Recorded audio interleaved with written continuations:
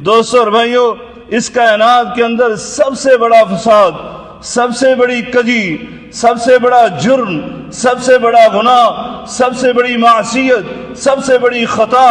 وہ اپنے رب کے ساتھ شرک کرنا ہے، اس کے ساتھ کسی اور کو اس کا ند اور ساجی بنانا ہے، کسی اور کو اس کے ساتھ الہ اور معبود سمجھنا ہے، کسی اور کو اس کے ساتھ اپنا حاجت روا اور مشکل کشا سمجھنا ہے۔ اس سے بڑا جرم اللہ کے نزدیک کوئی نہیں ہے۔ اس لیے اللہ رب العالمین اس جرم کی سزا کو بیان کرتے ہوئے ارشاد فرماتا ہے، انہ من یأتی ربہ مجرما فإن لہ جہنم۔ فرمایا جو اپنے رب کے پاس اس حالت میں آیا کہ جس نے اس جرم کا ارتکاب کیا ہوگا، فإن لہ جہنم، اس کے لیے اللہ رب العالمین نے جہنم تیار کی ہوئی ہے، لا يموت فیہا ولا یحیا، پھر اس کے اندر نہ زندگی ہے نہ ہی اس کو موت آئے گی، یہ موت کی خواہش بھی کرے گا تو تب بھی اس کو موت نہیں ملے گی۔ فرمایا وَمَن یَأْتِهِ مُؤْمِنًا،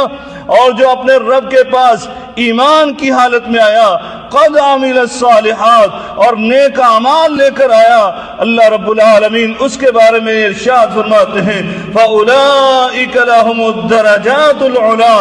اللہ تعالیٰ نے ان کے لیے بلند درجے مقام عطا کر رکھے ہیں، تیار کر رکھے ہیں، اللہ کے نزدیک ان کے بڑے مقام ہوں گے۔ دوستو اور بھائیو، جو بندہ موحد بن جاتا ہے، شرک جیسے مودی گناہ سے بچ جاتا ہے، پھر اس کو چاہیے، اس موحد کو چاہیے